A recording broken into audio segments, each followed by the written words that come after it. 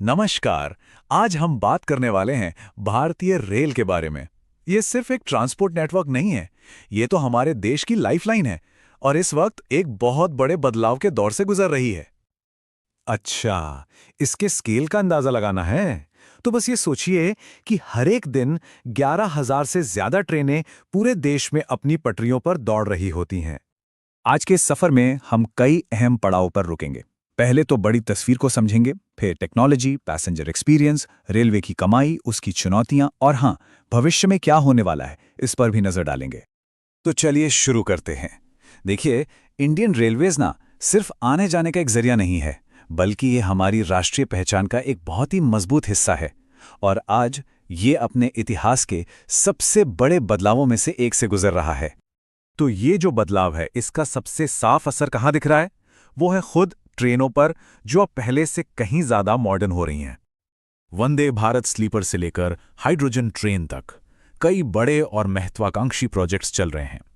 ये सभी projects speed, comfort और सस्टेनेबिलिटी यानी पर्यावरण के लिहाज से रेल यात्रा की पूरी परिभाषा बदलने का वादा करते हैं।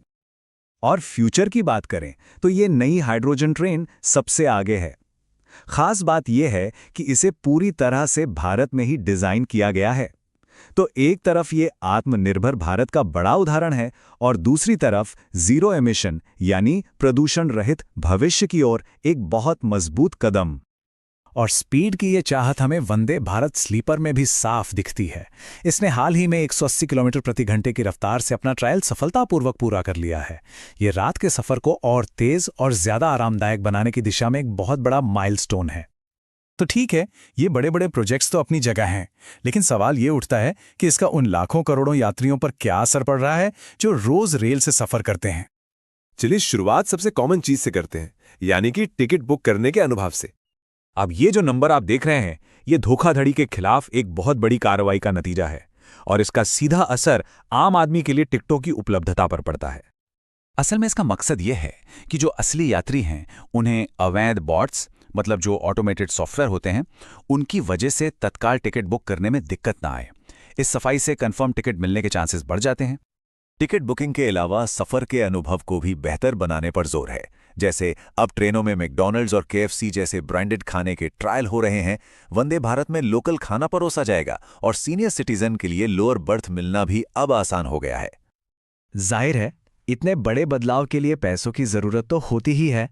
तो चलिए देखते हैं कि रेलवे की आर्थिक गाड़ी कैसे चल रही है। देखिए, रेलवे की कमाई का एक बहुत बड़ा हिस्सा माल ढुलाई से आता है और इस मामले में इस साल रिकॉर्ड तोड़ प्रदर्शन हुआ है। 1 अरब टन का आंकड़ा पार हो चुका है। लेकिन इस कमाई के साथ साथ एक बहुत बड़ी सामाजिक जिम्मेदारी भी है। जैसा कि रेल मंत्री ने खुद बताया, आम लोगों के लिए सफर को सस्ता बनाए रखने के लिए रेलवे हर साल हजारों करोड़ की सब्सिडी देता है। अब इस बैलेंस को बनाए रखने के लिए रेलवे सिर्फ टिकट और माल ढुलाई पर निर्भर नहीं रह सकता। इसीलिए कमाई के नए नए रास्ते तलाशे जा रहे हैं, जैसे पार्सल सेवाओं के नियम आसान करना, स्टेशन के कचरे से कमाई करना और यहां तक कि स्टेशनों पर प्रीमियम फूड आउटलेट खोलने की भी इजाजत दी जा रही है। लेकिन एक बात साफ है, बदलाव की ये राह फूलों की सेज नहीं है। इसके रास्ते में कई बड़ी और गंभीर चुनौतियां भी खड़ी हैं। बड़ी बड़ी महत्वाकांक्षाओं के बावजूद जमीनी हकीकत थोड़ी अलग दिखती है।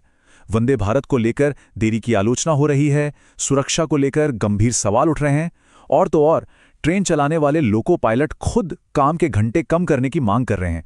ये सब बहुत बड़ी बाधाएं हैं। इन सब चुनौतियों के बावजूद रेलवे एक नेशनल बैकअप की तरह भी काम करता है, जैसा कि हमें हाल ही में इंडिगो एयरलाइन के संकट के दौरान देखने को मिला। और ये दिखाता है कि रेलवे कितनी तेजी से एक्शन ले सकता है।